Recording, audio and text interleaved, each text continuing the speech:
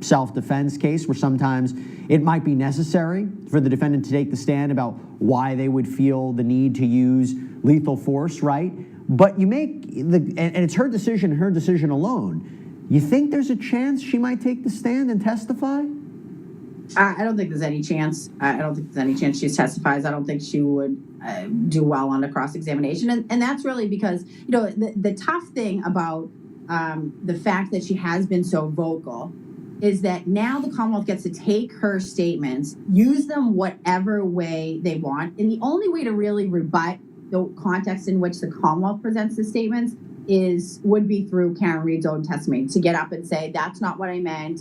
This is what I was saying instead. The problem is, I don't think that she would fare well under cross-examination, given that she has given so many inconsistent statements, you know, about what happened that night and what her later thoughts were.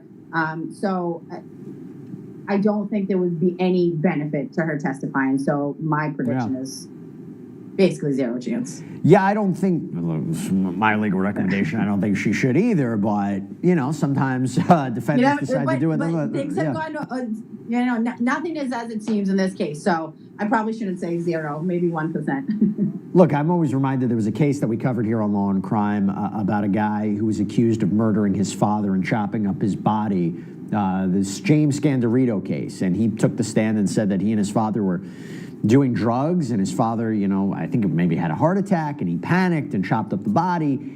And the jury found him not guilty of murder. They found him guilty with respect to dismembering the corpse, but to me, they wouldn't have believed that. They wouldn't have found that way unless he took the stand. So sometimes there is a benefit to it. Let me ask you this. The prosecution's very keen about what was going on between Karen Read and John O'Keefe. They talked about it in the opening statement. We heard a lot about it in the last trial. There was an unraveling of this relationship. There were problems in this relationship. That there was a text message that showed, or she drove away from the scene where Read had apparently told O'Keefe in a voicemail, "I bleeping hate you." There's another voicemail at around almost 1 a.m. "Nobody knows where you are." And that, you know, she was angry, she was intoxicated. You could understand the story that the prosecution is trying to sell to the jury.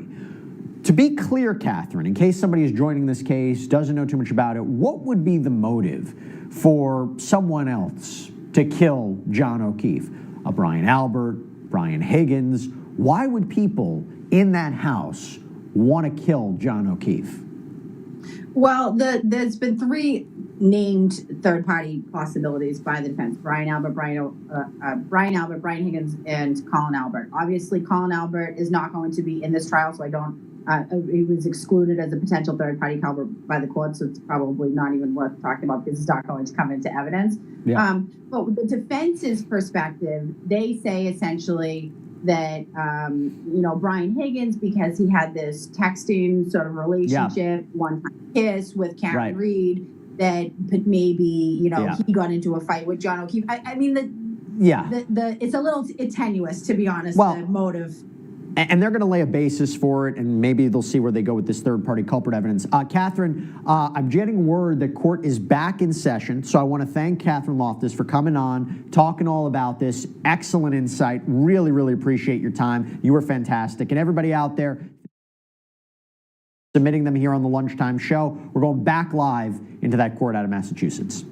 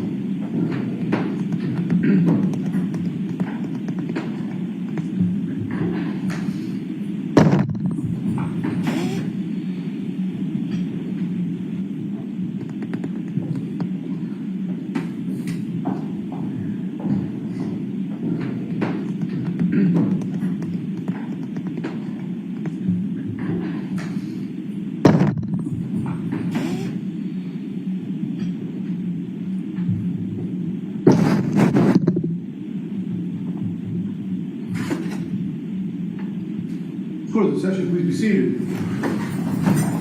All right, Mr. Jackson, you can go ahead.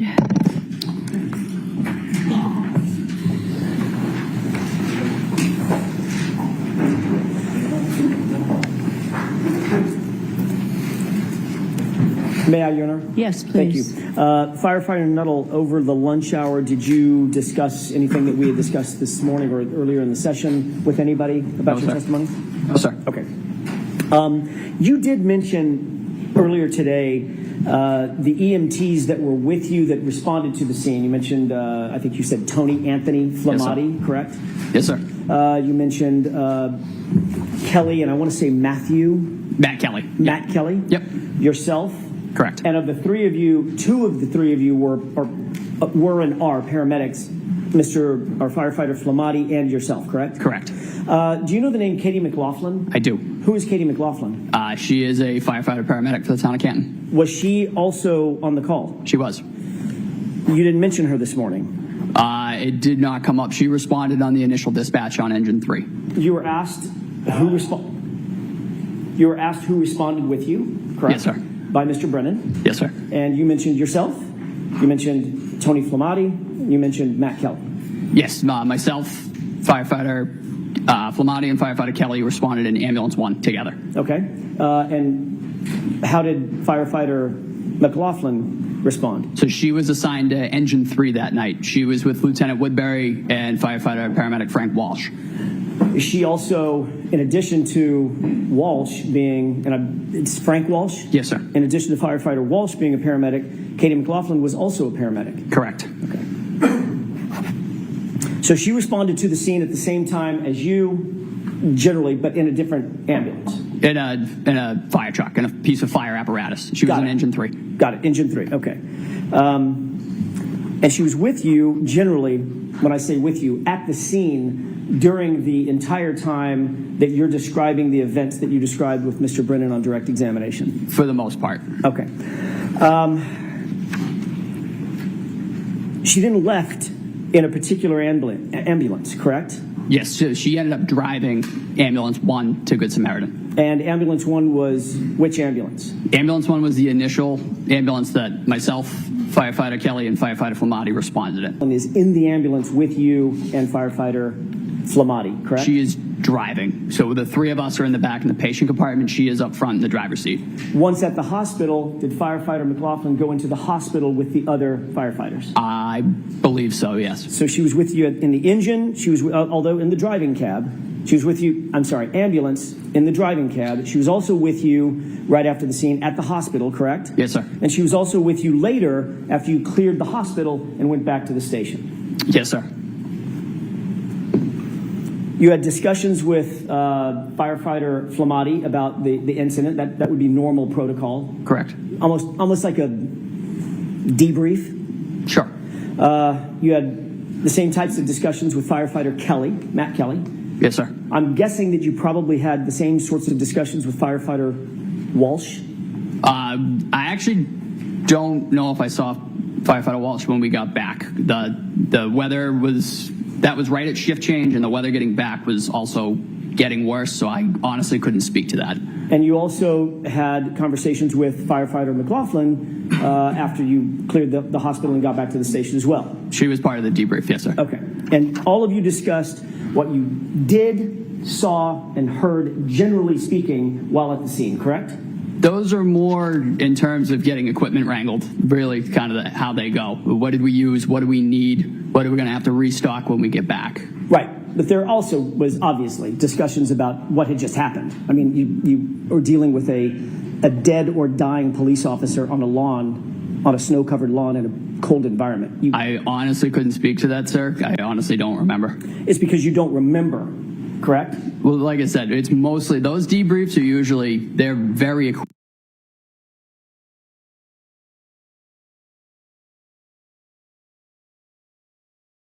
equipment, make sure that the ambulance is ready for the next call, etc. I'm asking about a general debrief with the fellow firefighters, male and female, that you were with at that scene. You're telling me that you don't remember debriefing and discussing the incident and your observations at the incident following that incident? No, sir. Okay. But your memory, you indicated earlier, gets better with time, right? Yes, sir. You don't remember it as you sit here today? Ask the question again. Sure. Do you remember discussing with firefighter Flamati, firefighter Walsh, firefighter Kelly, firefighter McLaughlin, any of them, your observations and what happened while at the scene after you cleared the hospital and got back to the station? No, sir. Have no memory of that whatsoever? No, sir.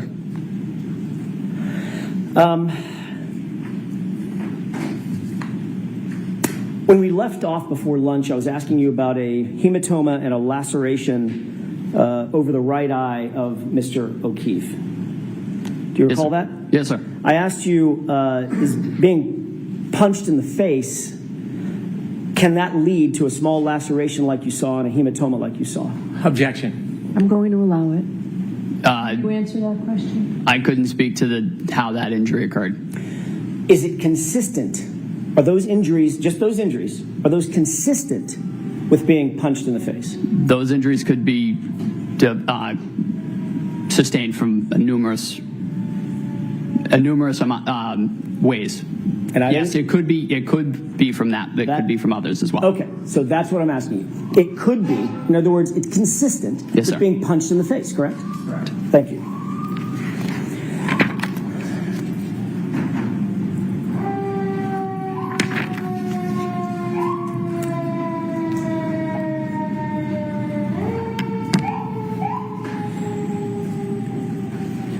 I want to ask you about this statement that you indicate that you heard that now is 3 statements, 3 phrases, correct? Yes, sir. When you heard this statement, describe for me exactly where you were. What were you doing and who was around you? I was knelt at the head of John O'Keefe with a bag valve mask, delivering ventilations. Firefighter Kelly was to the right, and firefighter Flamati was on the left side of Mr. O'Keefe, and the 3 of us together were working to perform CPR and ventilations. And your job, and I hate to butcher it, but Nope. You'll correct me. Yes, sir. Your job was to do the airway, correct? Yes, sir. And I'm picturing a big balloon-like apparatus that you put over the patient's mouth. And Exactly. Squeeze it. Yes. That's as opposed to, it's an advancement on just mouth-to-mouth resuscitation, correct? Correct. Yeah. You were the airway person doing the squeezing of the bag. Correct. What was Tony Flamati, firefighter Flamati, doing? He was starting CPR, and which that point was taken over by firefighter Kelly. Okay, so firefighter Flamati, when you say starting CPR, describe what that means. What is the physical act of CPR? So you put both hands together like this, one on top of the other. You put it right on top of the sternum, and you begin doing chest compressions 2 inches deep, allowing full recoil for 100 to 120 beats per minute, compressions a minute to sustain a cardiac rhythm. You're manually making the heart beat with each compression. Which means that is a rhythmic pumping motion, correct? Yes, sir. So if you see someone doing CPR, you're probably going to see their shoulders moving up and down and moving rhythmically, correct? Correct. Do you remember what firefighter Flamati was wearing? You had just come off of actually you were just coming onto a shift, so you didn't have all your foul weather gear officially, correct? I had my puffy jacket. I Okay. had my Canton Fire jacket. Got it. Firefighter Flamati, on the other hand, had a bright yellow jacket, Correct. sort of reflective and a safety jacket. Yes, sir. And he was kneeling to your left at the time doing, have I got that right? Yep, nope, yep, you got that right. Okay, he's kneeling to your left at the time doing chest compressions. That's when you indicate that Miss Reed walked over and made the statement. Correct. And Kelly was there as well? Yes, sir. Kneeling right beside all 3 of you as firefighter Flamati was giving the chest compressions, correct? Yes, sir. Okay. You indicated that the statement was in response to a question that you asked of my client, do you know him? Yes, sir. Is that right? Correct. And she responded to you with the phrase that you've used, I hit him. I hit him. Right. So it's absolutely clear in your mind when that statement was made. You were knelt down over Mr. O'Keefe.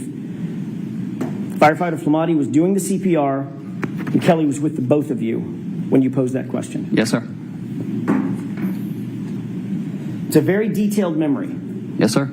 You indicated, Mr. Brennan, that sticks out in your mind. Is that right? It does.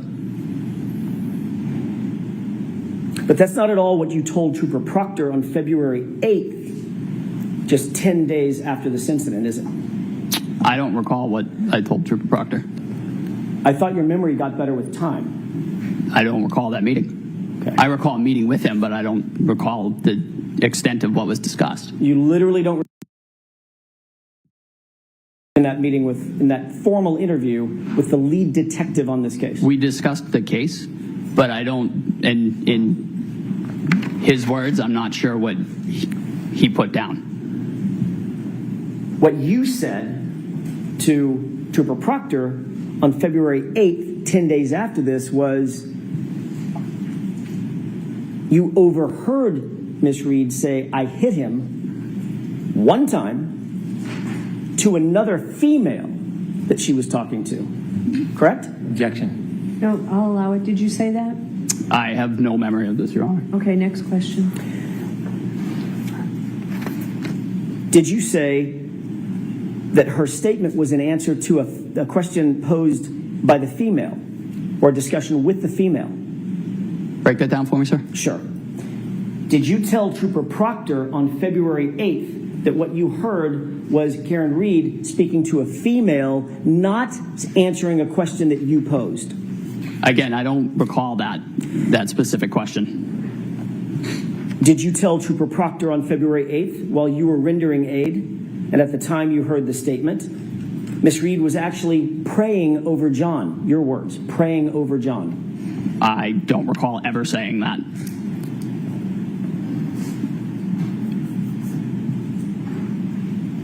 May I have just a moment, Your Honor? Yes.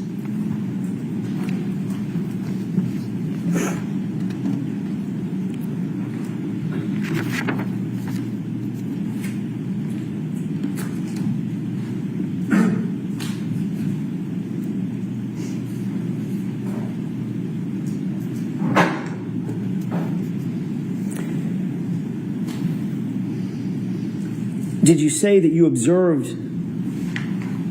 Karen Reed to have blood on her face from providing mouth-to-mouth breaths to Mr. O'Keefe prior to your arrival? I remember Miss Reed having blood on her face, presumably from attempting CPR. Do you remember telling Trooper Proctor on February 8th that you saw her with blood on her face from CPR? I do. So you remember that portion of your conversation with Trooper Proctor, correct? Yes, sir. But the praying over John, praying over the victim, you don't remember. I don't remember ever saying that. Ever. And the statement, "I hit him" to another female, you also don't remember that. No, sir. Would it refresh your recollection if you were to look at a report Yes, sir. authored by Trooper Proctor? May I? Yes.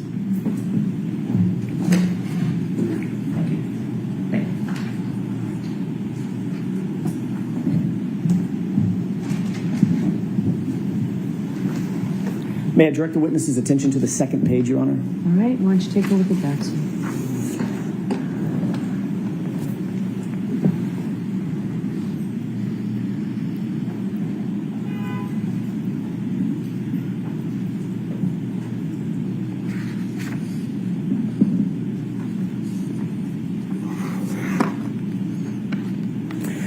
May I approach, Your Honor? Yes. Thank you.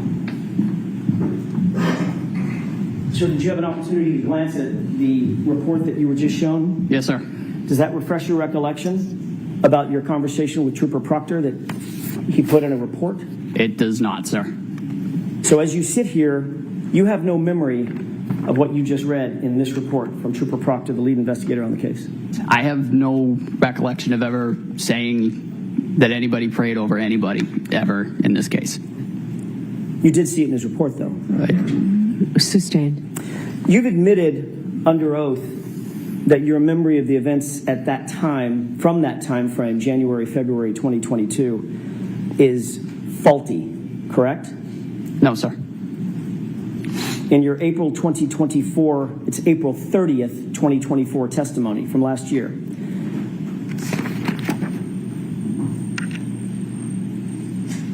You were asked whether or not your memory was a little faulty, and your answer was absolutely, correct? Could I have a page and number, Where is please? that, Mr. Jackson?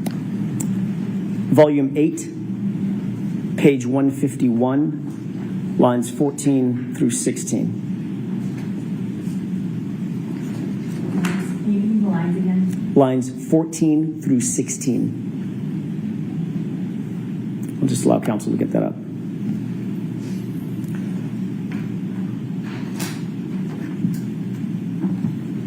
If we could pose the entire question and give content to it, please. Okay. May I? Yeah, so do you intend to show the whole question? The whole question that I asked and his answer, yes. All right, and I'll give you the opportunity on redirect, Mr. Brennan, if it's not. Go ahead. Is it true that in answer to the question, quote, so it's fair to say your memory is a little bit faulty as it pertains to that time frame, your answer was absolutely. Correct? From last year? What you testified to last year about conversations that you had with Trooper Proctor around February 8th of 2022. Yes, sir. And you would agree, as you sit here, that your memory is still faulty about your conversation with him, With correct? Trooper Proctor? Yes, Yeah. sir. So you're not saying you didn't say that the statement was made to a woman, correct? Objection. Are you saying that? No, ma'am. Okay, next question. Thank you. And you're also not saying that you didn't say to Trooper Proctor that you saw Karen Reed praying over John O'Keefe. Objection. So I'd like you to ask that differently. Did you say that? I have no recollection of saying that ever. Okay. Next question. My point is, if you have no recollection of it, you're not denying saying Objection. Are you denying saying it? Yes. Okay. it. So you do have a recollection that you never said it. Do you understand the difference? Oh, sir, I don't believe I've ever said pray. That's really not something that I would have said. I didn't see it that day. It didn't happen. I don't remember ever saying prayed You didn't in regards see to it this case ever. You didn't see it that day, and it never happened. That was your words just now, correct? Break that down for me. You didn't see it that day, and it never happened. That's what you're saying about the praying statement, correct? Yes, sir.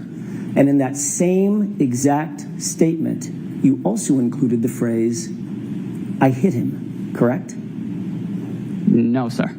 In the statement that you made to Trooper Proctor? The report that Trooper Proctor wrote? Correct.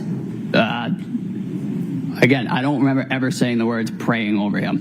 I do distinctly remember I hit him, I hit him, I hit him. Which doesn't appear in that report, does it? Objection. I'm going to sustain that, Mr. Jackson. You directed him only to page 2. Understood, Your Honor. I'd like to show you a short portion of a video, the same video that you were asked to look at on direct examination. And Your Honor, I pray to the court, I can certainly mark it as a defense exhibit or for So is this identification. going to be an exhibit by agreement? It is. Okay, It is. So we now that, Madam Court Reporter, thank you.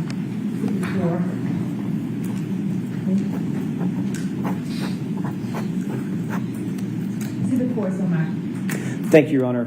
With the court's permission, may I play a portion of that video for the jurors, publish it? Okay.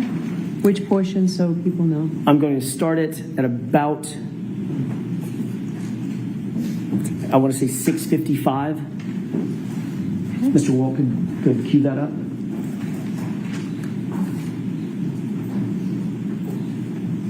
Before you play it, can we have it on that screen as well, or is it only playing to this screen? I don't know. When Ms. Gilman did it, it was both. Great. There we go. All right. Before we play it, can I ask you a quick question about this? Sure. It appears that this is paused. Do you recognize this as being the same video that you were shown this morning by Mr. Brennan? I do. All right. Describe the scene. So that is 34 Fairview Road. The lights in the background, I believe it is either right as we pulled up or right as we're pulling up. Okay. Same dash cam video. Yes, sir. Can we scroll this to the 6:55 runtime spot, please?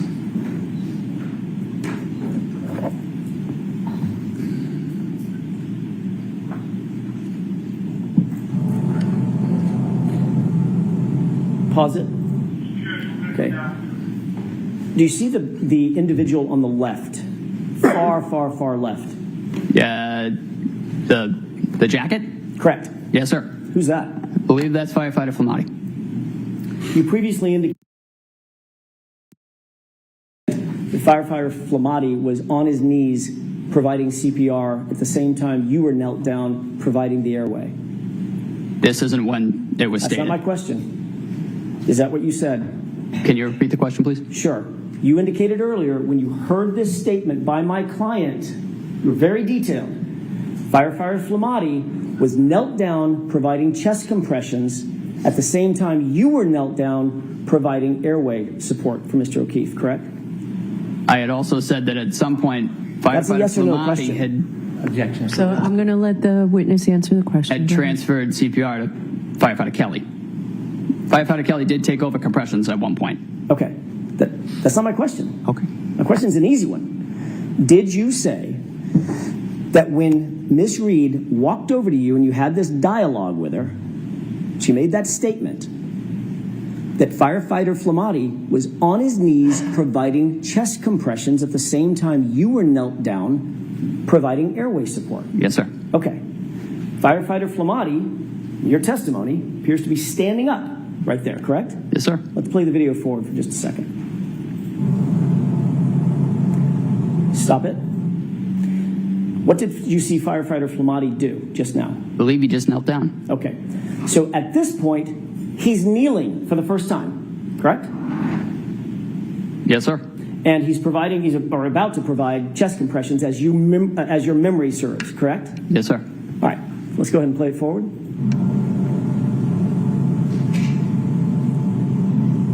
Pause. Did you see my client in that photo? In that clip? No, sir. You didn't see her? Oh, no, I did see her, yeah. Yeah. I don't see her on right now. Right. She just walked off frame, correct? Yes, sir. Let's go ahead and play it forward.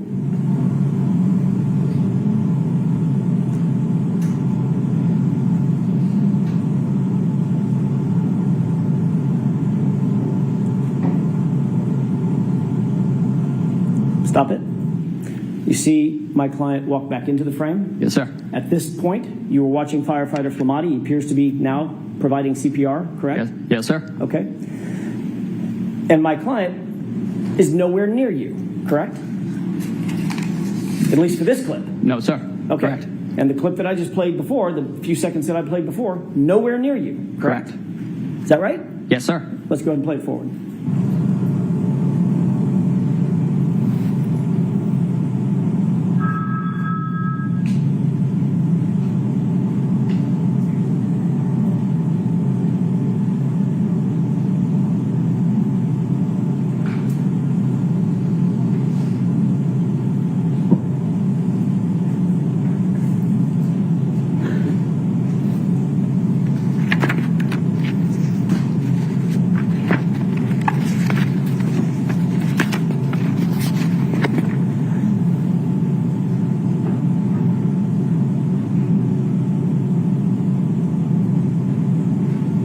Pause it, please.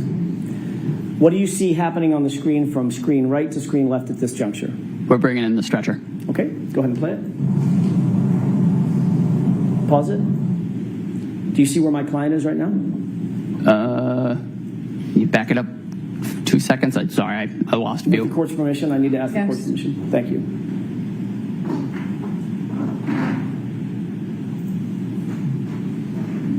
Okay, let's go ahead and play it. Pause. Did you see my client? Yes, sir. Where is she in the frame? Behind that other individual. Behind the SUV?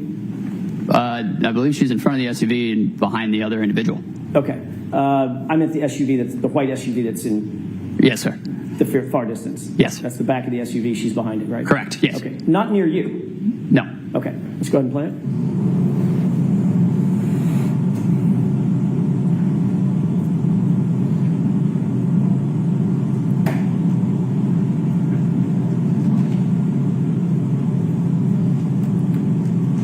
Pause it. Do you see what firefighter Flamati is?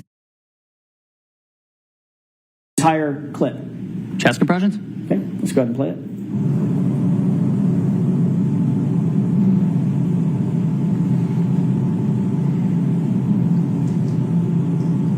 Pause.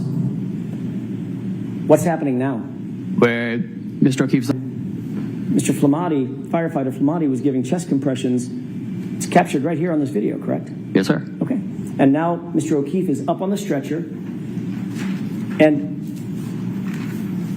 you are no longer knelt down, No, sir. and firefighter Flamati is no longer knelt down, No, sir. and you're now following the stretcher with, it looks like, 2 or 3 other EMTs, correct? I am not in that frame, sir. Okay, so you've walked away. Yes, sir. All right. Let's go ahead and play it forward. Pause it. You see where my client is? Yes, sir. Go ahead and play it.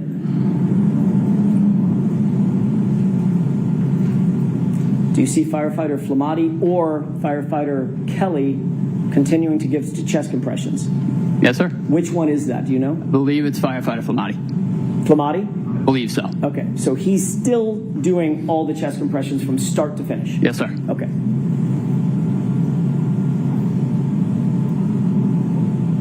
And what's happening right now? Now we are transferring to ambulance 1. And where's my client? Right front and center. May I have just a moment, Your Honor? Yes. We can realize that.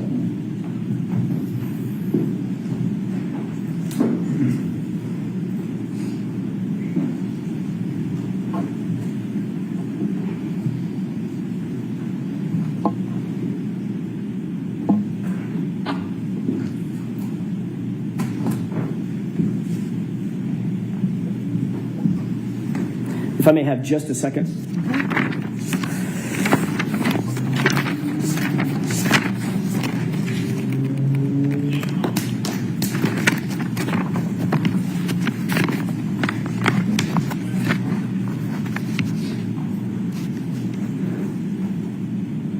With regard, just a couple of more questions with the court's permission. Okay. I'm going to change gears with regard to what you talked about on direct examination, the hypothermic conditions. You're not a medical doctor, correct? No, sir. You don't diagnose patients?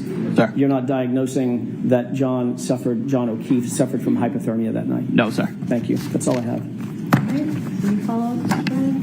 Please.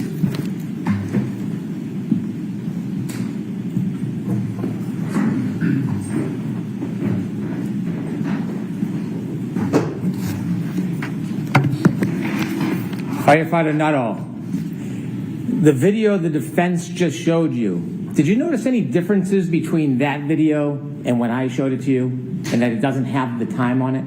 Yes, those were 2 different time frames on that video. And when we spoke about when the defendant said to you, I hit him, that wasn't shown to you in that video just now, was it? No, it was not. So if we go back, will you be able to explain where you came from and firefighter Flamati came from and when you first went over to John O'Keefe? Sure. With the court's permission, Ms. Gilman, if you could start that video. I think it is 6:11, please. Now stop it there. Do you see that this exhibit has timestamp on the top? Yes, sir. Okay. Please continue.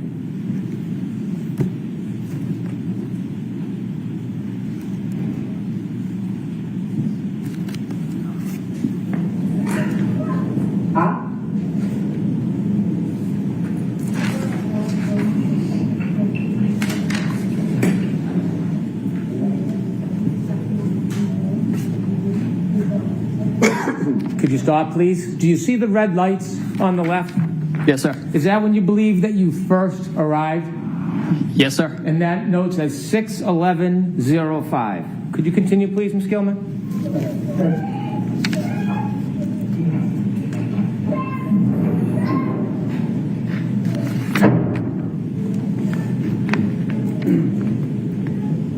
Please watch to the left. Stop, please. Is that when you first arrive and walk over to help John O'Keefe? Yes, sir. That's me. I'll note that the timestamp is 6:11:21. Okay, continue, please.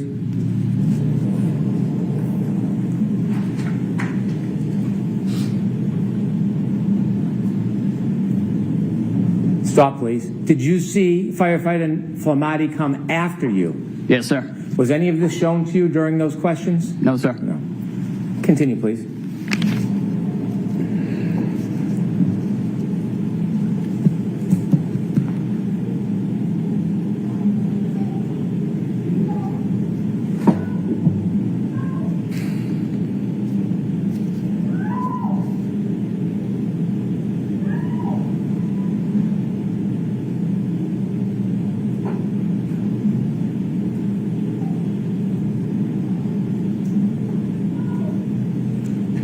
Stop, please. Do you see the defendant in that screen? Yes, sir. Do you see her moving from right to left towards you? Sustained as to the form. Okay. What direction do you see her running in that screen from right to left? She's running towards where the three of us are grouped. Okay. Please continue.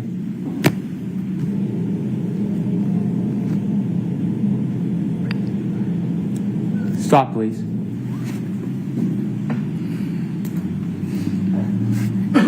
Is it at that time the defendant said to you that she hit him? Yes, sir. And you remember that? I do. Okay. I'm done with the tape. Thank you very much. Now, you were asked questions about your memory. Yes, sir. Okay. When you were asked the questions about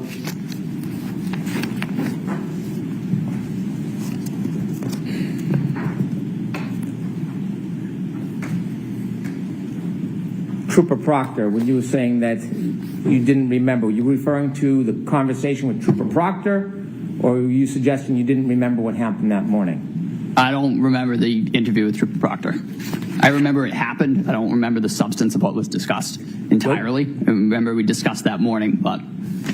Do you know if that conversation was recorded or just a conversation between you and the trooper? I do not know if it was recorded. You asked questions. I want to ask you about questions on Mr. O'Keefe, and you mentioned that there was some type of blood clotting on the back of his head? Yes, sir. Okay. You noticed there were abrasions on his right arm? Yes, sir. You noticed there was a hematoma on the right side of his head? Yes, sir. Did you see any bruising on his right knee? Don't recall, sir. Did it stand out to you that all of his injuries, all of them that you saw other than the cut on the back of the head, that they were all on his right side? Yes, sir. Did you notice any hematomas on his left side? I did not. Did you notice any scratches or abrasions on his left side? I did not. Did you notice any marks that would be consistent with an altercation on the left side of his body? I did not. You were asked about the cause, and you said that you don't know the cause. You weren't there, were you? No, sir. You asked if it was consistent with being punched, and you said it could be. Yes, sir. Could it be consistent with being clipped by a car? Objection. Sustained as to the form. You were asked questions about clothing, Yes, sir. and you had at one point said you thought that Mr. O'Keefe was wearing a winter jacket. Do you have any memory that when you first got there, or when you first got there, do you have any memory whether there were any towels wrapped around Mr. O'Keefe's head? I remember there was a white cloth of some sort on the scene. Okay. And when you were asked about your memory regarding the clothing, was the clothing of what was utmost importance to you at that time? No, sir.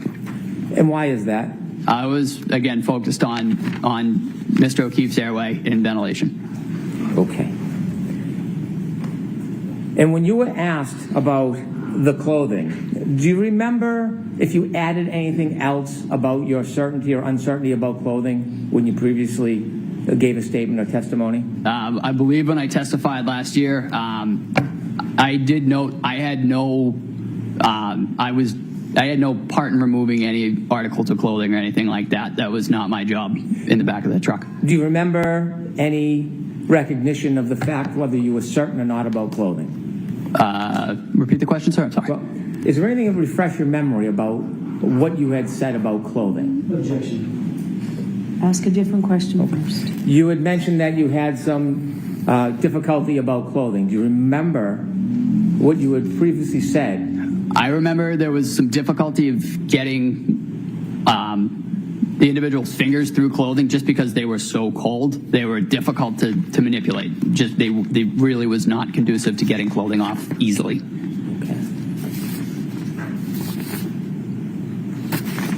You met with me 3 times? Yes, sir. I had not met you before any of your prior testimonies, had I? No, sir. Do you remember meeting with me and discussing this case with me? I do. Do you remember me asking you to tell me what you remember? I do. Do you remember what I told you about testimony when you come into court?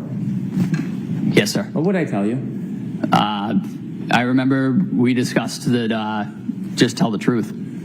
Did I tell you that it doesn't matter, there is no side, doesn't matter if it helps or hurts, that you just tell the truth? Sustained. Did I ever suggest to you that you should stick to a story? No, sir. Did I ever suggest to you you should offer your testimony in any certain way? No, sir. When I talked to you, did I ever ask you to say anything about your testimony to this jury? No, sir. Other than what? Speak to the jury. Did I need to tell you to tell the truth? No, sir. And in telling the truth, did the defendant say to you, I hit him, I hit him? I'll allow it. Yes, sir. 3 times. And in fact, do you remember, in addition to her saying, I hit him, I hit him, I hit him, when you asked her the question, kneeling down over John O'Keefe's body, do you remember if you ever talked about other times that she said it, not to you? I do not. Okay. The answer is I do not. Next question. Okay.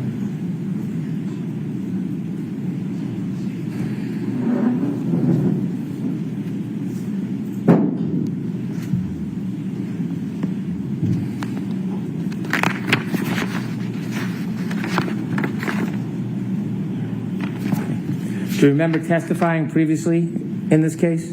Yes, sir.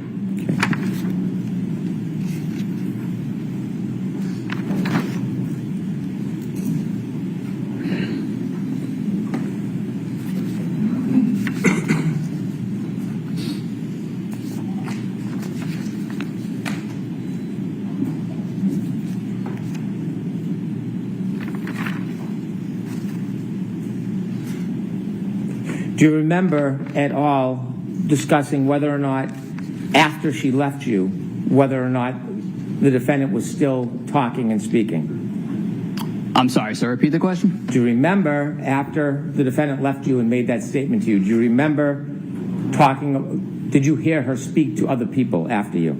I heard her having conversations in the background, but that was not my focus at that time. Okay. And during those conversations in the background, did you hear her talk about that same issue again?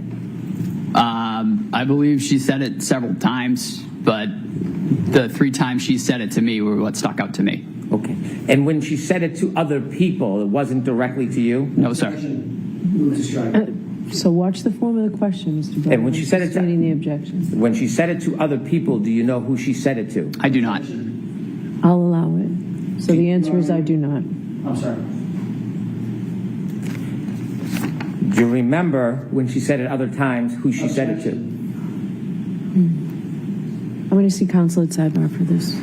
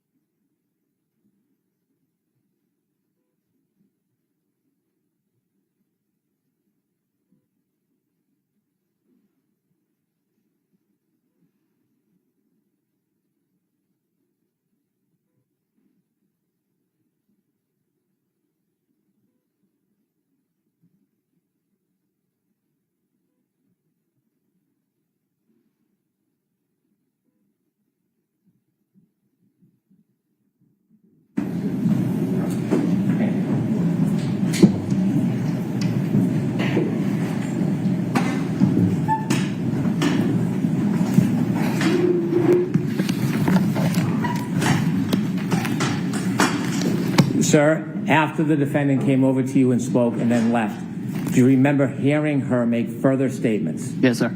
And do you remember her making further statements similar I do. to the statement to you? Yes, sir. Could you share with the jury what you remember her saying, not to you, but after she left you? I remember hearing I hit him several other times. Again, not directed to me, just kind of off in the background.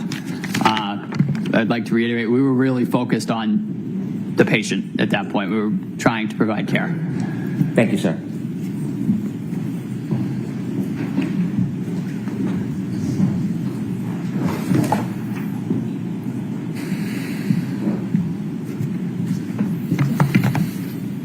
So now, after Mr. Brennan asks you a few questions, now you remember her saying, I hit him a bunch more times, correct? I remember hearing it in the background several other times. Really? Sir, Never mentioned that on direct examination, did you? I don't remember being asked about it, sir. I remember saying what was asked to me.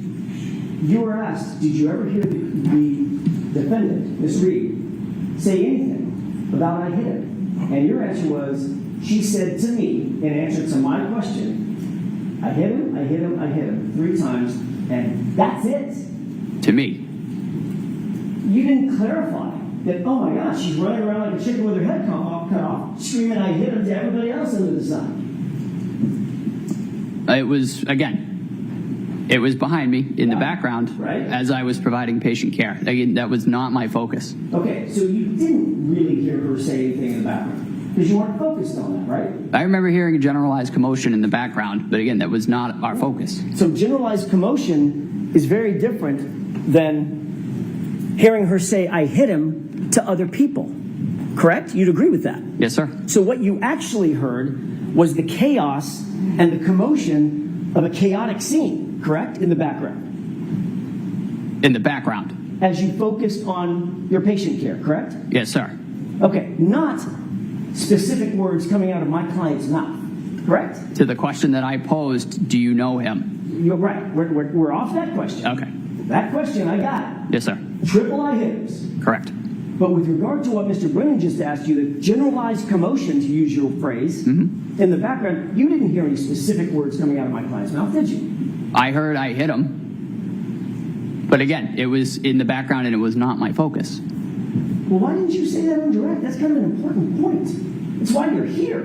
Again, if it was neglected on my part, it was not intentional. Not intentional to neglect that part for the jurors on direct examination. No, sir. Certainly not intentional to neglect that part of your testimony on cross-examination. No, sir. But you decided to bring it up on on recross examination when Mr. Brennan is asking you questions again, correct? It was asked of me. Yes, And sir. it was after, of course, that your new statement that you've never testified to before, ever, is this generalized commotion included a bunch of I hit hims in the background, correct? Sir. And that comes after you saw the video that clearly shows that when you describe having heard this statement, my client was nowhere around you, correct? That segment of the video that you showed me? Yes. That was not the time frame in which she said that to me. Well, that was the time frame when Flamati was giving CPR, correct? He was doing CPR down prior to that as well. Really? Yes, sir. Well, you just testified that you saw him standing up in a big yellow jacket and then kneel down and start giving CPR. We just watched that video. Correct? But again, the clip of the video that you showed me, Right. that was not the segment in which he said that to me. Well, that's what you're saying now, but what I'm asking is, you described a very distinctive scene, a very, very specific scene. Yes, sir. I remember it vividly. She said that I hit him phrase when Flamati was down giving CPR and you were kneeling down giving airway support and he was doing rhythmic CPR chest compressions. Yes, sir. That's what happened. And then I showed you that very scene, didn't I? Yes, but you showed me that clip prior to that. I showed you the very scene that you described where Flamati gets down and starts chest compressions and never stops until the gurney is taken off the frame of the camera to the Isn't that what I showed you? That is. I didn't catch you know the question. Can you do it again? Sure. I don't know if I can do it again. I showed you the scene where firefighter Flamani gets down on his knees, begins chest compressions, and never stops until that gurney is taken off camera, off frame, into the ambulance. That's the clip I showed you, correct? That is the clip you showed me. And that's exactly when you described your vivid memory from 3.5 years ago. That's exactly the scene that you described when my client supposedly said, I hit him to you, correct? Again, the clip that you showed me, that was not when it was said. That segment that you showed, that was not when it was said. It was said prior to that, when the three of us were together. So Flamani was not giving chest compressions then? He was. The CPR was a continuous effort throughout the resuscitation. But we saw him start it. Firefighter Nuttall, we saw him start it. We saw him walk into the frame, kneel down, and begin the chest compressions, didn't we? We did. And at no point, at that time or after, did my client even approach you, did she, in that clip? She did. What? Objection. Just a question. Sure, Mr. Jackson. sure.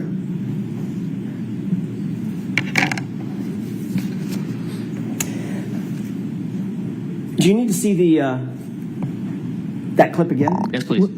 We're not going to show the video again. We've seen 2 videos. Which one is marked?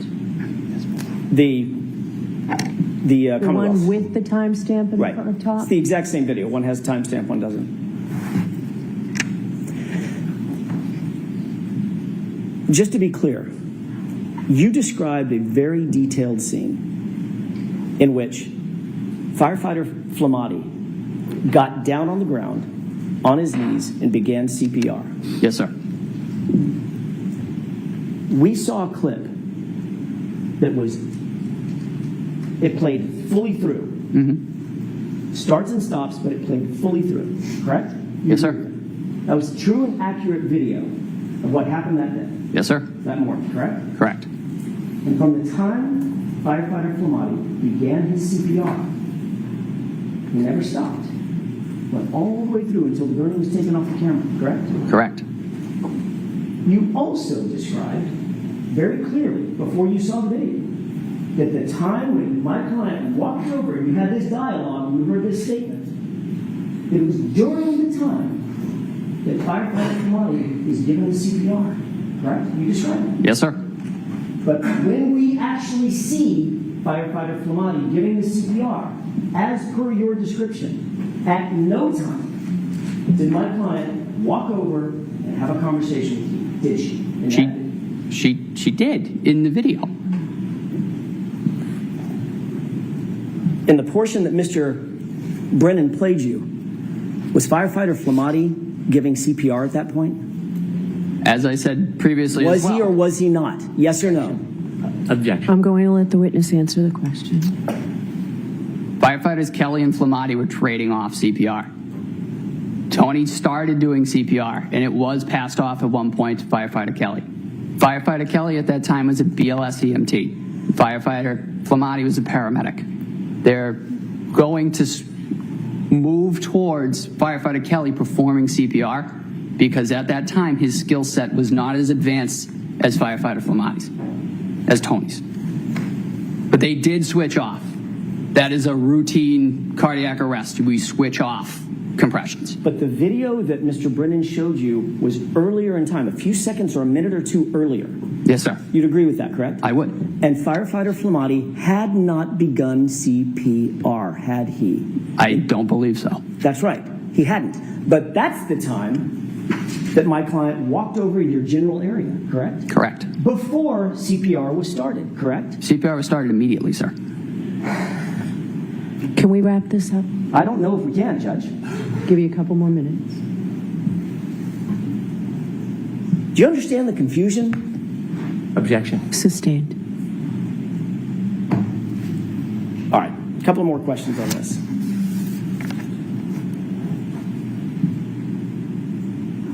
The video that Mr. Brennan showed you, Yes, sir. and you pointed to and said, oh, that's the time when she walked over and said the statement. Yes, sir. Remember that?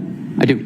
Firefighter Flamati was not even kneeling down giving CPR, was he at that point? No, The answer is yes or no? no. Okay, he was not. Later, as the video continues to run, at some point, we see firefighter Flamati enter the screen, kneel down in that bright, reflective yellow jacket, and begin CPR, correct? Yes, sir. You had previously said that when you heard the statement and she walked over to you, it was when firefighter Flamati was giving CPR, correct? Yes, sir. And at no point, you'll agree with me, we just played the video, at no point after he started giving CPR did my client come anywhere near you. Isn't that what the video showed? That was the segment that you showed me. You indicated on redirect, that Mr. O'Keefe did not have any injuries to the left side of his body. Not that I recall. Isn't it true that in addition to the egg on the right side of his head, he also had a black eye on the left side? I remember that the swelling had started to, it's referred to kind of as raccoon eyes. It's a bruising of both eyes. Do you remember battle signs. Do you remember saying, in answer to the question, did it look like, in addition to the egg on the right side of his head in the front, did he also have a black eye on the left side? Your answer is, if memory serves correct, yes. Yes, sir. So it's not true that he didn't have any injuries on the left side of his body or face, correct? That swelling kind of migrates over time to both sides. That is a common occurrence for both eyes to be swollen. Did he have an injury to the left side of his face? He did not. Did he have a black left eye? Yes, he did. Would you consider a black eye an injury? Yes, sir. Let me ask you the question again then. Did he have an injury to the left side of his face? Yes, sir. Thank you.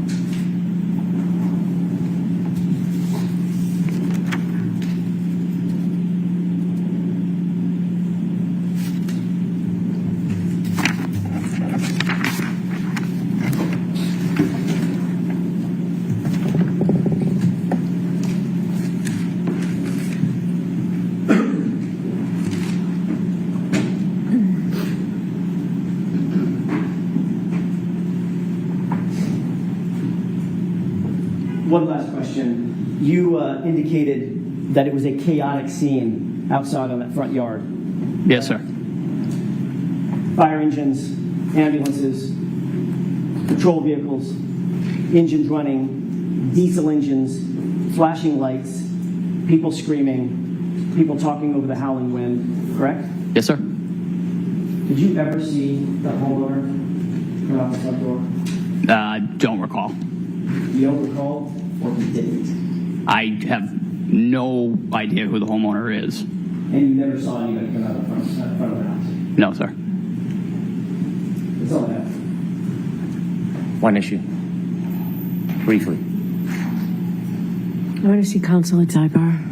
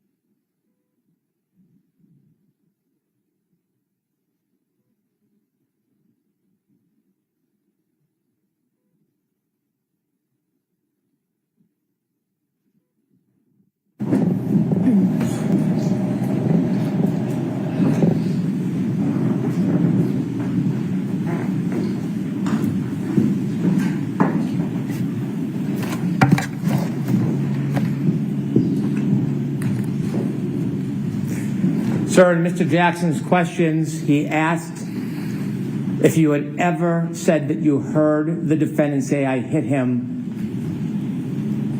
separate from when she approached you. Do you remember previously testifying that you heard her saying, "I hit him in the background," separately from you? Yes, sir. You remember testifying that before under oath Yes, sir. in court? I do. Anything, Mr. Jackson? Yeah, just a second, Your Honor.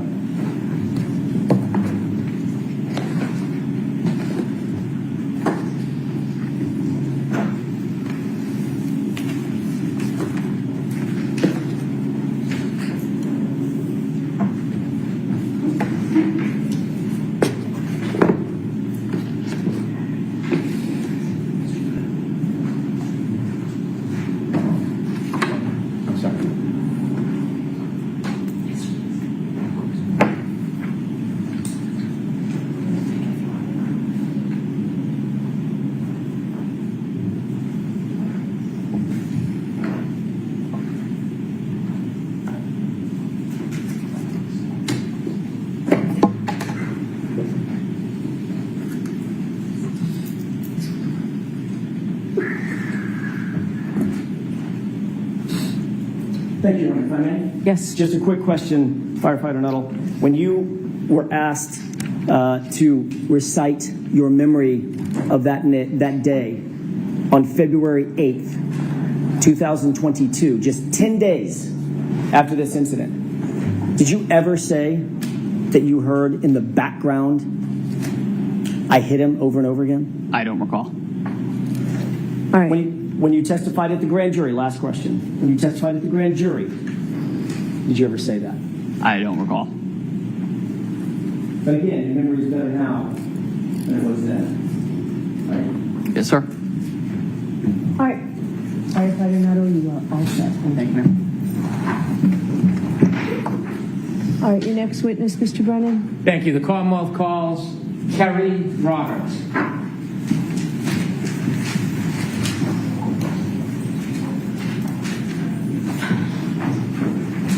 Chrissy, could I put in a call?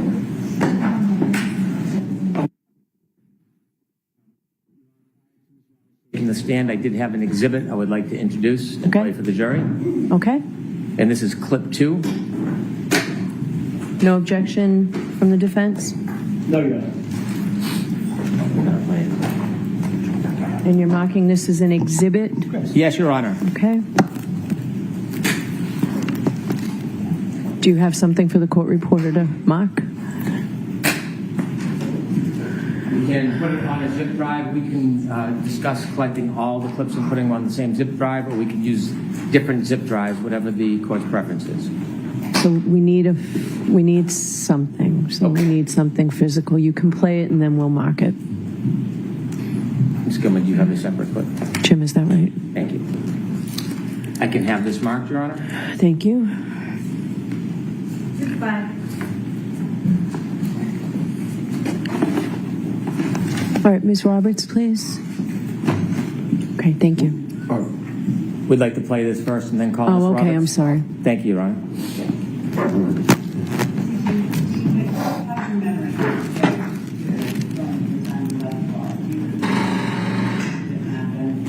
Did they come back to you or something? I mean, how much do you remember? I remember it, but I question, do I remember it because it's been relived so much? I mean, when I see the video of me driving from the waterfall, like what I just described, tapping the brakes when I crossed the intersection, Washington over Sherman Street, do I actually remember that I kind of slowly proceeded through that green light? No, I don't actually remember that. But I've seen the video so many times that you then question, did I remember it on my own? Or was my memory jogged? But I also wondered, did I say, could I have hit him?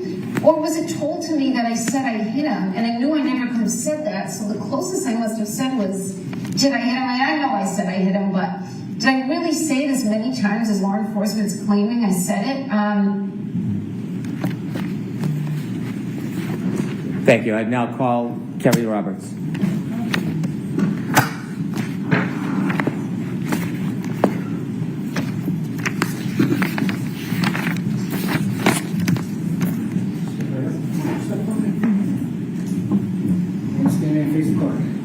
right hand. Do you solemnly swear the evidence given to the court and jury in the case now hearing to be the truth, the whole truth, and nothing but the truth, so help you God? Yes. Thank you. You may be seated.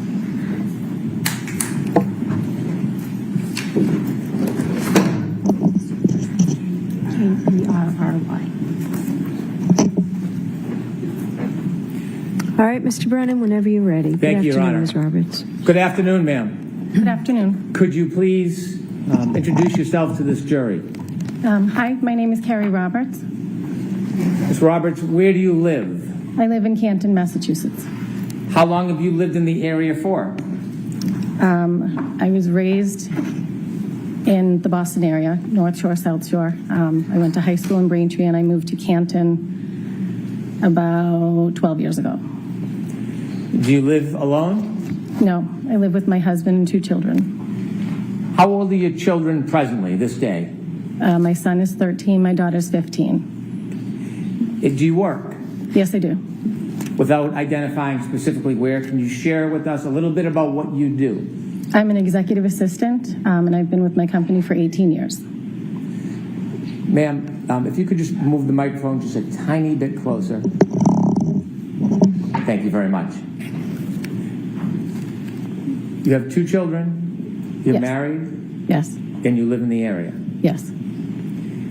I want you to tell us whether you know a person by the name of John O'Keefe. Yes, I do. Would you be willing to share with us when you first met Mr. O'Keefe? Well, I went to high school with John in Braintree. He played soccer, I played soccer, so we probably hung out in middle school, but we went to 2 different middle schools.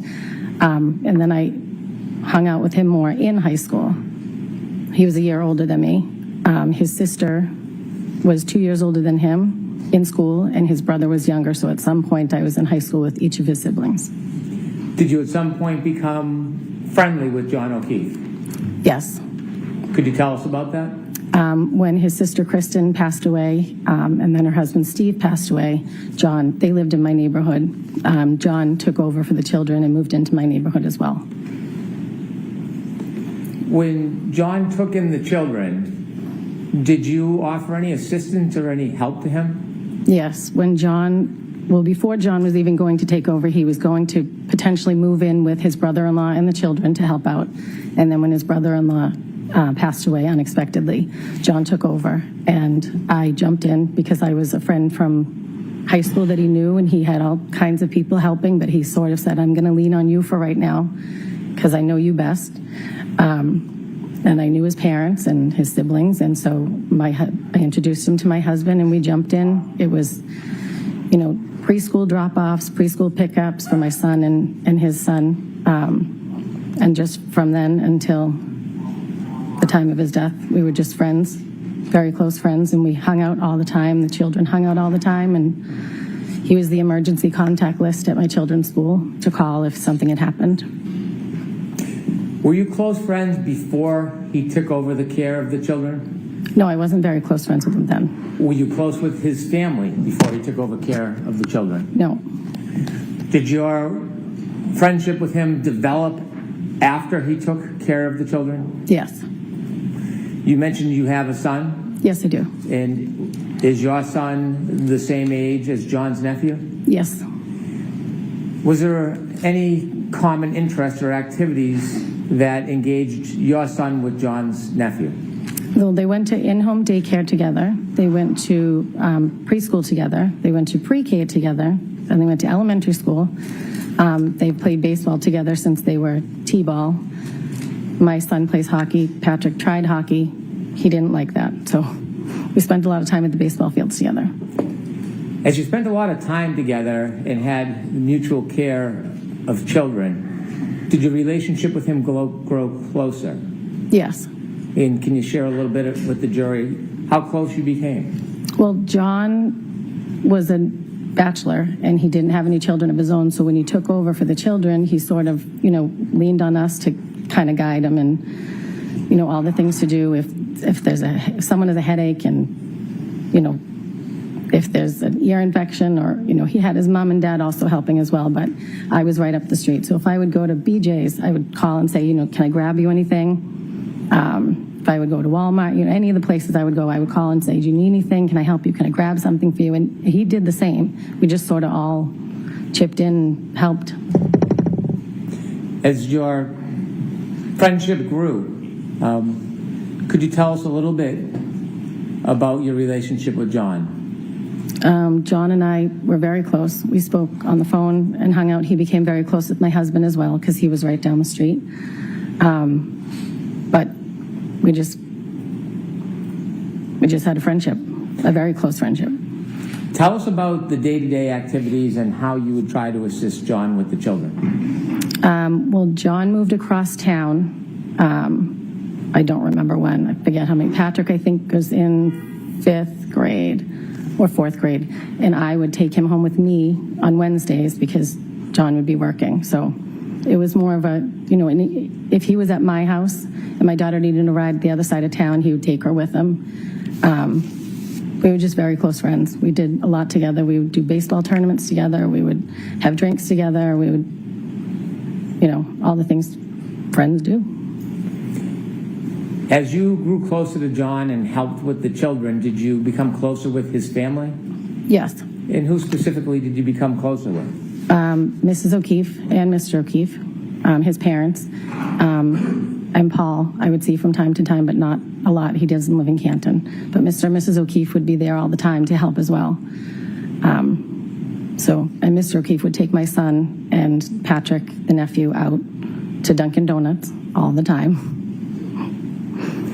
Can you tell us a little more about the collective effort of other people, including his family, helping John raise these children?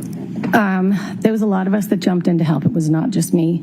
There was a lot of Kaylee's friends' parents that jumped in and helped for Kaylee, his niece, and Patrick. There was a lot of us that helped out with Patrick. All of the community all came together to help him because there was this guy that just lost his sister and brother-in-law, and he stepped in to take care of these 2 kids, and he didn't really know what he was doing at first, but he got the hang of it pretty quickly. You have a son that shared a lot of interests with his nephew. Yes. He also had a niece. Yes. Did you spend more time helping with his nephew or with his niece? With his nephew. Were there other people in the community you knew of who spent more time helping with his niece? Yes. And who was that? Jen McCabe. Did you know Jen McCabe? I had met her once. John got a discount at Reebok, so he would take the kids, he would take anyone with kids up with him to get shoes, like sneakers for back to school or whatever. So one day he did take Jen and I up to Reebok, but other than that, I'd never talked to her on the phone. I never saw her out. Her children are older than mine, so we never really crossed paths. As it relates to the night of January 29, 2022, how much earlier was it that John took you out with the children and Miss McCabe out with her children to get sneakers? How many years before that? Years, like 6 or 7 maybe. And from that time you met Jen McCabe in the years past, did you ever spend time with her again before January 29th, 2022? No, I did not. I didn't know her. Were you friends with her? I was not. Did you speak on the phone with her? No, I did not. So other than that one meeting, you were strangers? Yep, that was the only time. I knew her. I knew of her. She has 4 girls, but I didn't know her. At some point, as you were part of John's life, did you learn that he was dating a person by the name of Karen Reed? Yes, I did. And do you see that person here in the courtroom today? Yes, I do. Could you point her out and describe an article of clothing that she's wearing? She has a black suit jacket seated at the front table. When did you first become familiar or know about Miss Reed? July, I think it was, of 2020. John, we were having people over, and so I invited him, and he said, I'm going to bring... Briefly, just tell us a little bit about where and the circumstances of meeting John and Karen for the first time. They came over to my house, and we hung out on the back porch, had some drinks, there was music, kids were around, just a nice, normal summer night. We had other people over as well. Over the next coming months, did you become more familiar with the defendant? Yes. Did you see her more often? Yes. And could you generally describe for the jury how you learned more of her and saw her more often? She would take care of the kids a lot. Mainly, well, not mainly Patrick, but not mainly Kaylee either. She helped out a lot with the kids. So if we were at baseball, she would come to all the baseball games, or she would drop off or pick up my son or Patrick if they were going to the golf course or the driving range. Would you see her during events with your son and John's nephew? Yes. We did baseball tournaments and So when you go to baseball tournaments, would that be away, an overnight type trip? one of them was down the Cape. How often would you spend time with John and the defendant? Not that often together, but John would stop by himself. My husband would go out more with John, but I didn't spend much time with the two, not a lot of time outside of the baseball field. Did you become friends with the defendant? We were friendly. Did you ever spend time alone to go out or socialize? I did not. Would you see her when you would pick up or drop off kids, or she would pick up or drop off kids? Yes. Did you ever speak to her on the phone? Yes. In relation to what? Corresponding with the kids, pick up, drop off, mainly Ryan and Patrick, not about Kaylee. Did you ever spend any important dates or times or holidays with John and Miss Reed? No.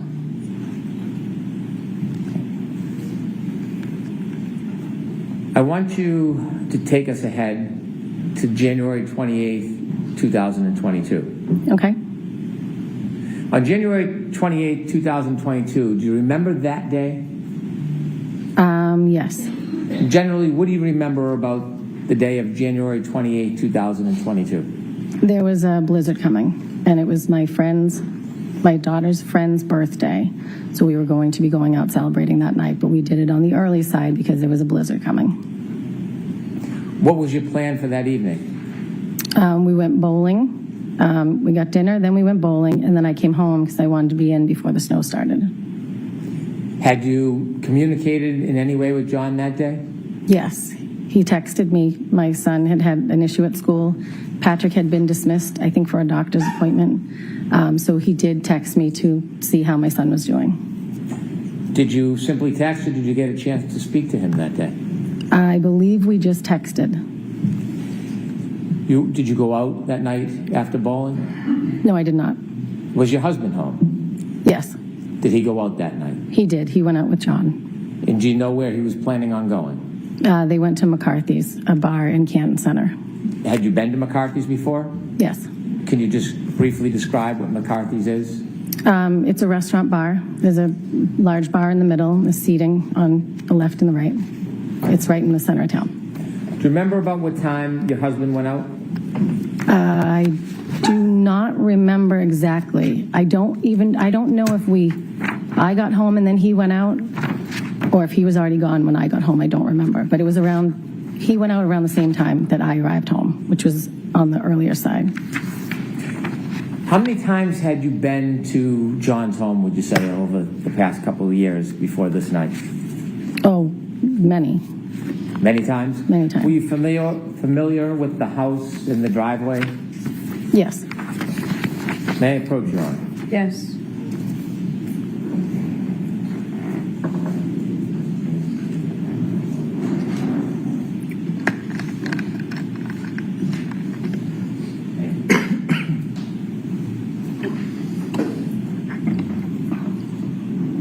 Should I return to the podium and ask the questions? You now? can ask them from there. Thank you. Ma'am, I'd ask you to take a look at that photo in front of you. Do you recognize what is in that photo? That is John's house. Is that a fair and accurate depiction of how his house looks? Yes, it is. I'd like to move this to evidence, please. Okay, any objection? No objection. 6. May I publish to the jury, Your Honor? Yes. Thank you.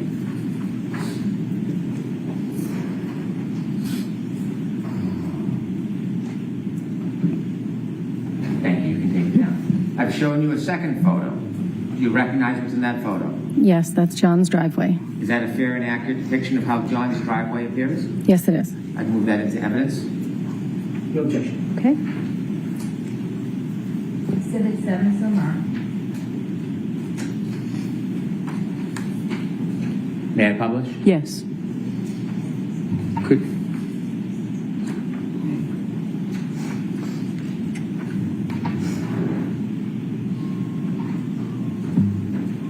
Thank you. I'm showing you a third photo. Do you recognize what's in that photo? Yes. And could you share with the jury what's in that photo? It's the side of John's house looking up from the driveway. Is there anything you notice on the side of the house? The lights or the ring camera. Are you guessing, or do you know that's a No, I know there's one there And how do you know that? because I got a ring camera and I could look and see who was at my door. And then he said, "Why didn't you tell me about these things?" So he bought one. I move to introduce this photo. Okay. No objection. Thank you. Exhibit 8.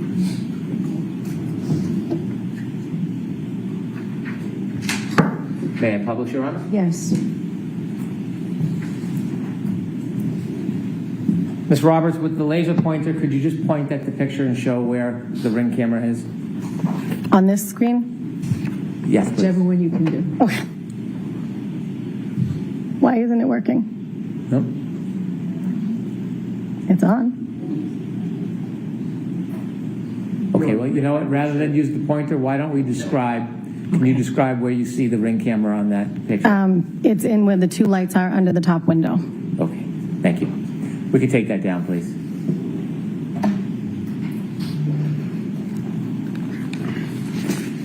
How many times would you guess you had been over to his house? I don't know. More than 50,000. I don't even know. A lot. It was weekly. That night you told us that your husband went out to meet John at McCarthy's, a bar. Yes, he did. Do you remember your husband coming home that night? Yes. Do you have any memory of about what time he returned? I'm guessing, but somewhere around 10:30. So I'm not going to let you guess. Do you know? Do you have it? I don't know. It was around 10 or 10:30. I can't be exact. Did you see him come home? Yes. What was the forecast for that night and the next morning? There was a blizzard coming. Was that part of the decision making of going out or staying home? Yes. At that time, when your husband came home, did you look outside? Do you have any memory of what the weather looked like around 10:30? I remember the snow started to fall somewhere around 12 because I remember looking out the window and I could see it starting. And that was the beginning of the snowfall? I believe so. What was the weather out that night?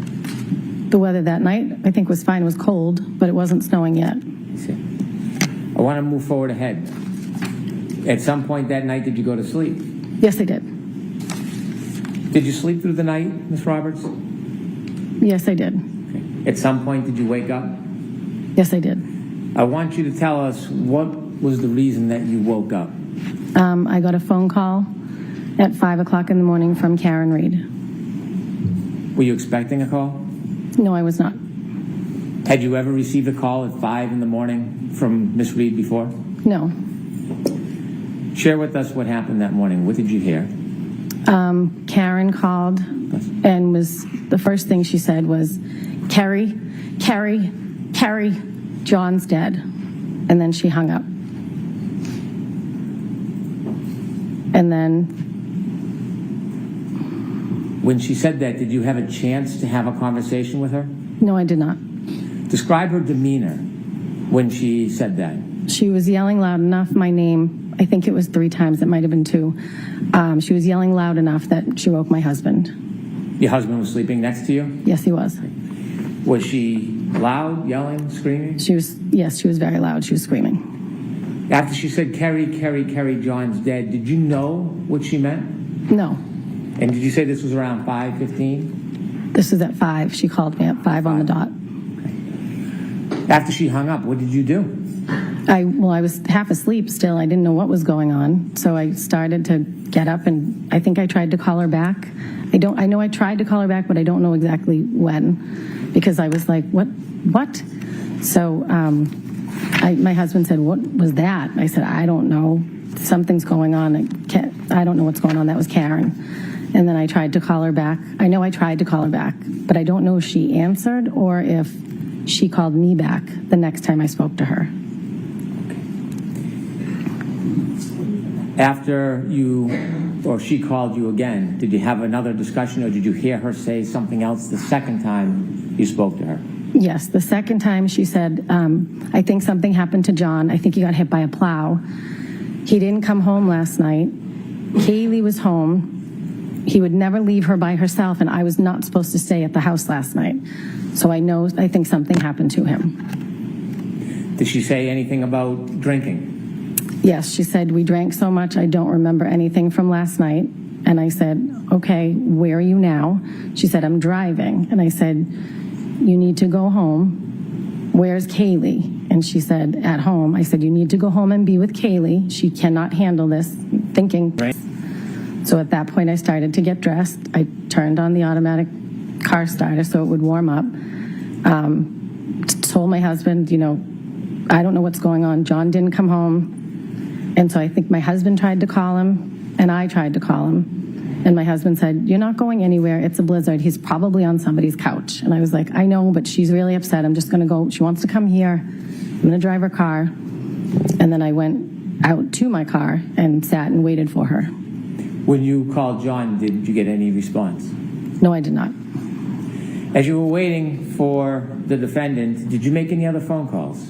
I did. When I was in the car, I thought to myself, well, she thinks he got hit by a plow. I'm going to call the police and see if there was any accidents or maybe something happened. They brought him in. And I spoke to the officer who said, no, nothing of that sort. I've been here all night.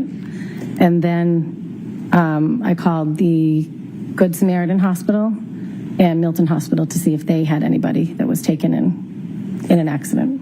When you called the police to look for Mr. O'Keefe, did you call 911? No, I called the non-emergency line. Do you know if that call was recorded? I believe so. I'd like to introduce an exhibit. Okay. Any objection?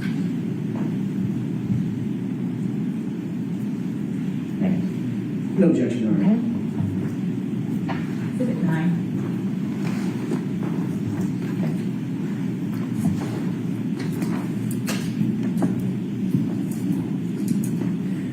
When you called the police, what was your level of worry at that point? I wasn't super worried. I mean, he didn't come home, but they were out drinking, so I assumed, like my husband said, he's probably on somebody's couch. The second call you had with Miss Reed, can you describe her demeanor in that second call? She was frantic. She was frantic. I mean, she couldn't find John, so she was very worried.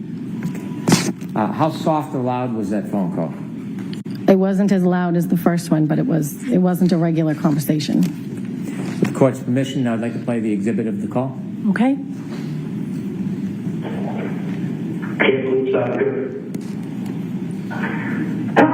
name is Sarah Khan because my friend's boyfriend did not come home last night. They were at waterfowl. And now she is calling me hysterical because she doesn't know where he is. You didn't take anybody outside the name of John O'Keefe, did you? John O'Keefe? Yeah, he's the Boston cop, and it would be on film, so. No. And he probably got a ride and passed out at someone's house. I don't know, but. Yeah, no, we didn't want anybody else or anything like that. And where does he live? He lives on Meadow, down the Pleasant. He lives on Meadow, off Pleasant. Okay, and where's the wife home? You said your girlfriend? It's his girlfriend, yeah. They were out having drinks, and then she left and expected him to come home at some point, and he never did. Yeah. And so I said to her, my husband had been out with him earlier in the night, but then he obviously came home. And he has custody of his niece and nephew because their parents passed away. Okay. And so she's home with the niece and nephew, but they're old enough to be home. And so she's nervous because she never even called him. Yeah. So she's like, I feel like something happened. And I said, okay. Well, so call the area hospital and nobody happened. I personally think he probably picked him up in the car. I don't know. Yeah, where did he didn't drive last night? No. No. Okay. Again, it's more, it's be driven by you. she would have to, call in or come to the station and talk to us. But I mean, as of right now, it's more, he just didn't come home last night. Is this common sometimes? Yeah. Happen with him? No, that's why. That's Yeah. so he didn't call with me. That's kind of why she's more freaking out. So I figured I called the other hospital, I said I would call Canton police just to make sure he didn't get sick, but like I said, he's not complete off of very old French people. If anybody put a picture up, Yeah. we get it off. Okay. And we're doing a little bit of party or something. Yeah, no. No.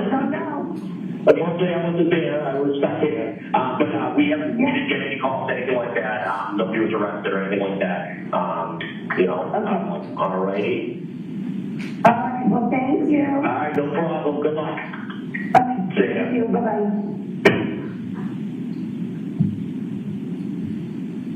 Were you in your car when you called the police station and the hospitals looking for John? Yes, it was. Do you know at that point whether anybody else had called the police station? No, I don't know. Do you know at that point if anybody else had called any hospitals? I don't know. How long did you wait in your driveway? I don't know. I'm sorry. Okay. Maybe like 7 minutes, 8 minutes. What were the conditions like out that morning? It was bad. It was in the middle of a blizzard. When you were outside in your car in the driveway waiting, describe the lighting conditions for us. It was still dark out. It was 5 o'clock in the morning and it was snowing, so it was not great. How was the visibility? Not great. It was coming down really fast at that point. You said that night when you went to bed, the snow just started. Had snow accumulated at that point? No, I don't think so. It was just starting to stick. I'm sorry, that was the night before, but at this point when you were in the driveway, had the snow accumulated? Oh, yes. Do you know how many inches it was? No, I don't. Okay. Enough that the plows are out. As you were waiting for the defendant, did she arrive at your house? She did not. What happened? Again, I don't know if I called her or she called me, but eventually we connected on the phone and she said, I said, where are you? I'm waiting. And she said, I'm at Jen's house. And I said, Jen who? And she said, McCabe, she's going to drive my car. And I said, okay, well, listen, they don't want cars on the road because it's so bad.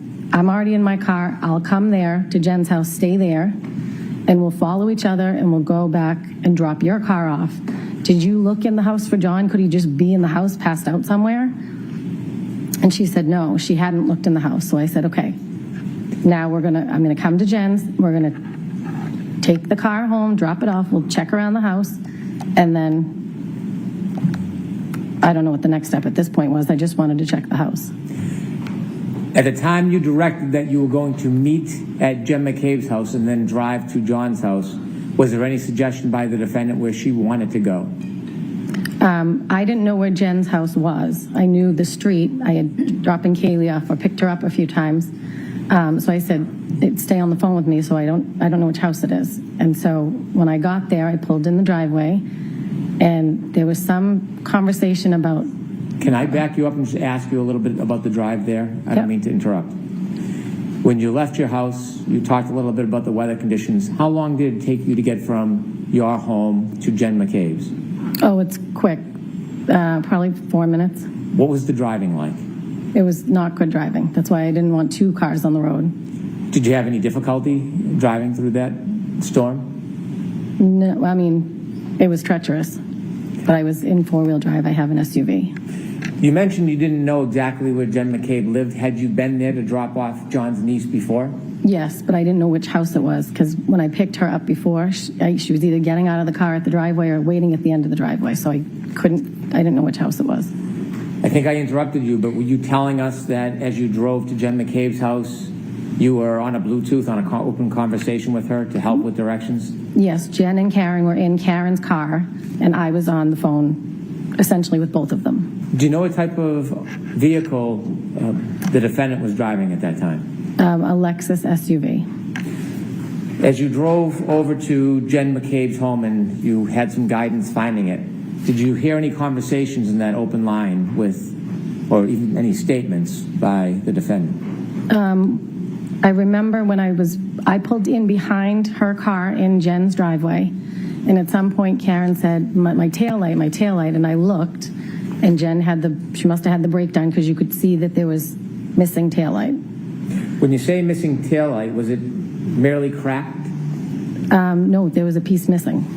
Could you see that as you were parked right behind the defendant's SUV or Lexus?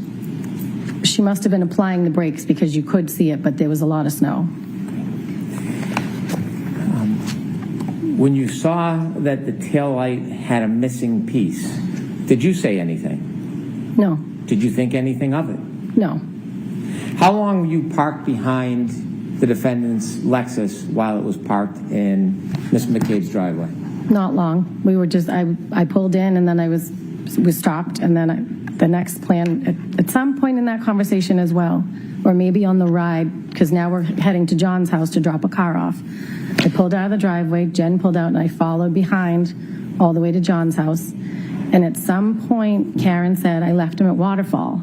And I heard Jen say, no, I saw you pull up in front of my sister's. Was anything else said about the broken taillight? No.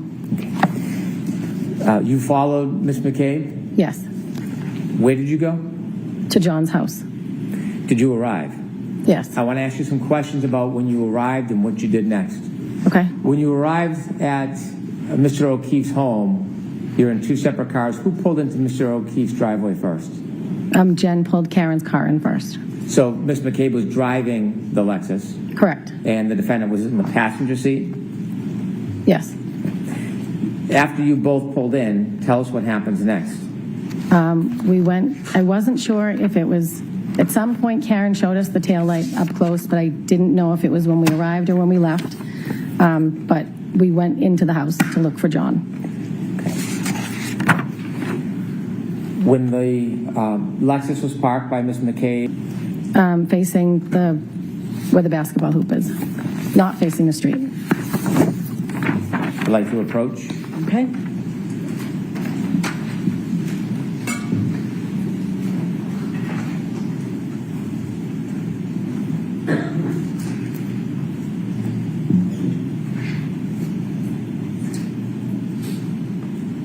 I'm going to show you a photograph. Do you recognize what's in that photograph?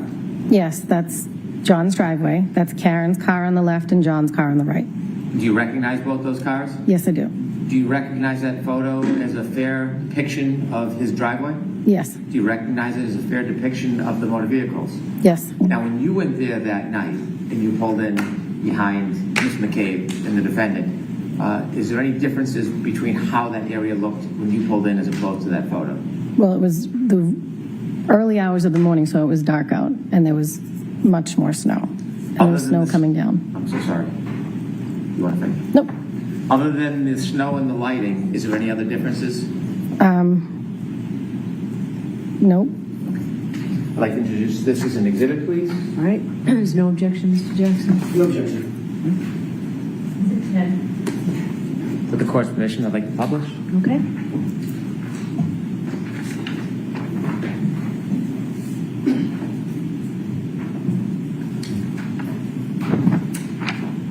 And to help us understand, you see on the left is the house. Yes. There's a motor vehicle in the middle of the driveway, but it's the vehicle to the left. Yes. And whose vehicle is that? That's Karen's. Is that where it was parked that night when you went into the house? Yes. And the motor vehicle to the right, you recognize that? That's John's car or SUV. Thank you, you can take that down. I'm showing you a second photo. Okay. Do you recognize that photo? Yes. What is it? It's the back of Karen's car. Does it look like a fair and accurate depiction of her car as it appeared that morning in the early morning hours to you? Yes. Do you notice anything that's distinguished in that photo? The piece that's missing in the taillight. Which one? The right passenger rear. Do you know when? I'm sorry. Do you know when this photo was actually taken? I do not. Although you don't know when it was taken, is that a similar depiction to your memory of how it appeared that morning at 5? Yes. Or a little after 5? Yes. I move to introduce this exhibit. Okay. No objection. The court's permission to like publish. Yes. 11 somehow.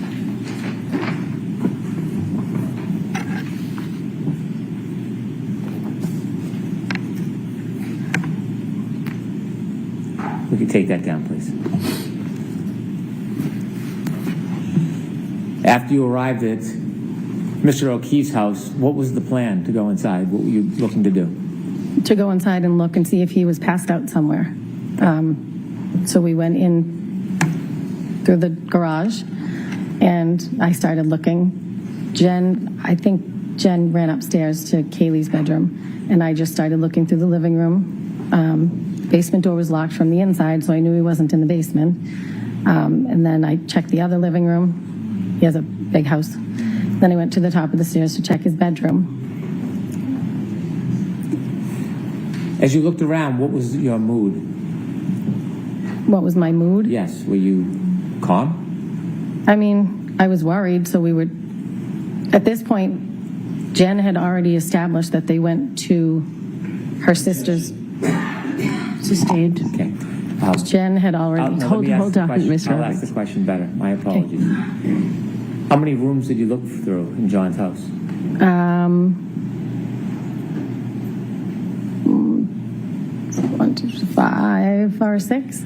Did you see Miss McCabe looking in rooms as well, searching? She went upstairs when I was looking downstairs. At some point, as you were looking, did you see the defendant? Yes. Was she looking with you? She was in John's room. What was she doing? She was just standing there when I came up to the top of the stairs. Did she say anything? No. Did she do anything? No. Was she searching? I don't know. She was in the room. What happened next? At some point, Jen earlier had said... Well, let's not talk about what was said. Okay. Let's just talk about... The plan at this point is to go to 34 Fairview. Ms. Roberts, I know that I'm just going to ask you to wait for a question because we can only get one person at a time. So next question, Mr. Brennan. Again, my apologies. And so as you're looking through the house, you don't find John. What happens next? The plan was to go back to Jen's sister's house. Who made that plan? Karen wanted to go back there. Well, tell us a little bit about that. How did that conversation come up, and share with the jury what was said? And the car ride to Meadows, Karen said, I left him at Waterfall, and Jen said, no, I saw you pull up in front of my sister's. So then Karen said, we need to go back to your sister's, and I said, no, we're going to go to Meadows, and we're going to drop the car, and we're going to look there, then we'll go there if we don't find him. When you were at the house, Meadows, John O'Keefe's house, and you didn't find him, was there any further conversation about what the next steps would be? I said, let's go. He's not here.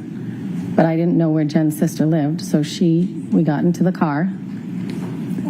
Jen was in the passenger seat. I was driving my car. Karen was in the back seat. And Jen was giving directions.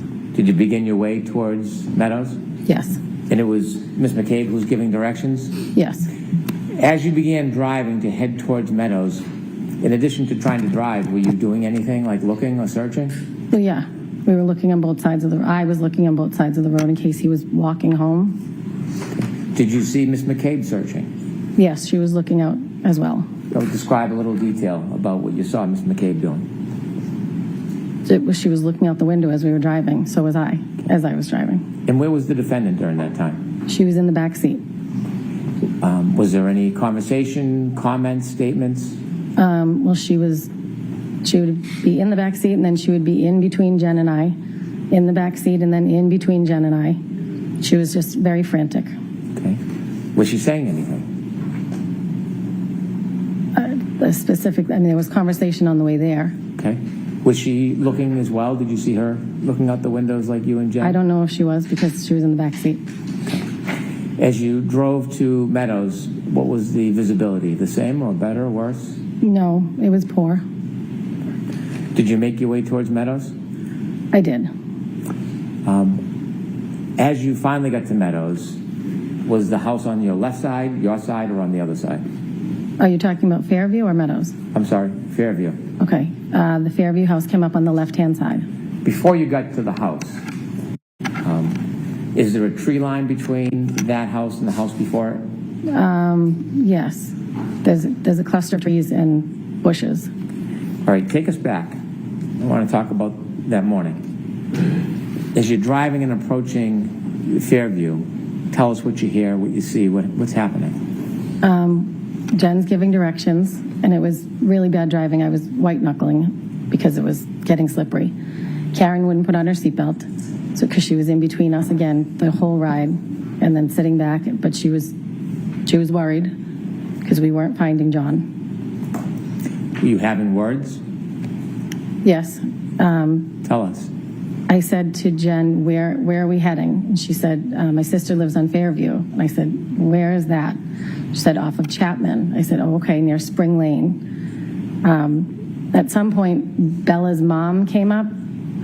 Tell me what that means. I didn't know who it was, but it was one of Kaylee's friends, Bella's mom.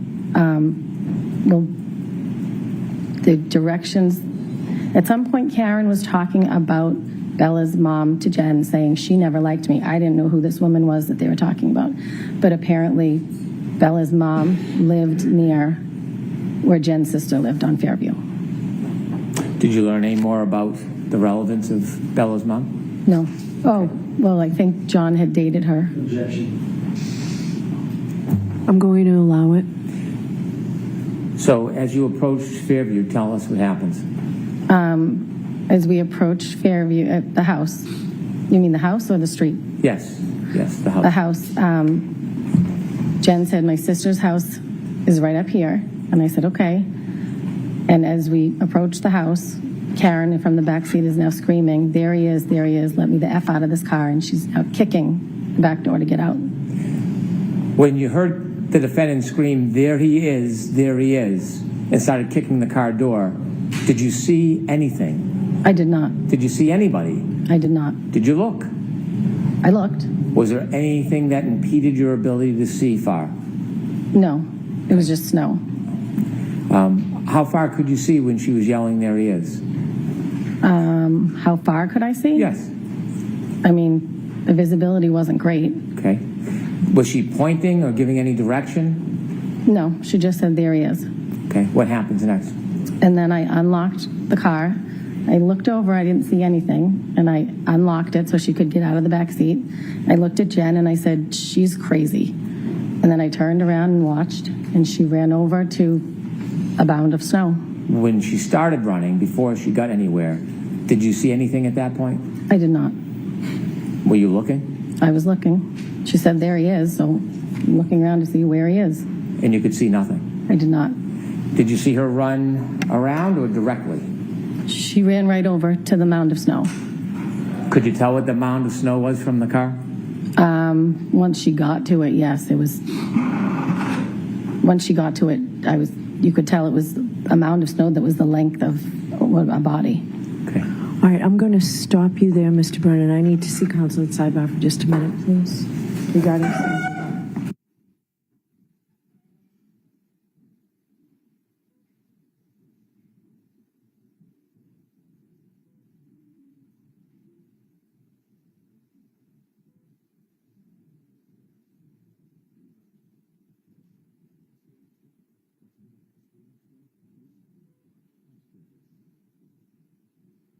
We're going to break for today, so we're going to send you home. The same 3 cautions that I'll tell you every single day. Please do not discuss this case with anyone. Don't do any independent research or investigation in this case.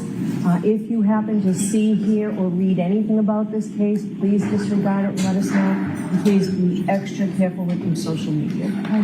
We'll see you tomorrow morning. Thank you. Court, all rise, please. Jurors, hold your books, put them on your seats. All names.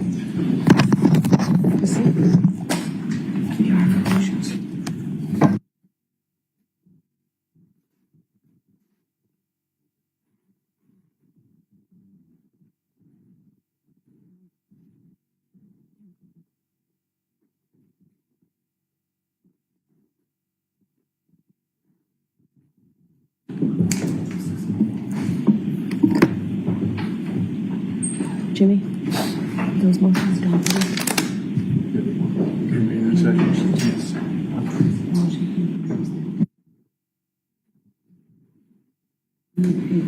Jurors, excellent.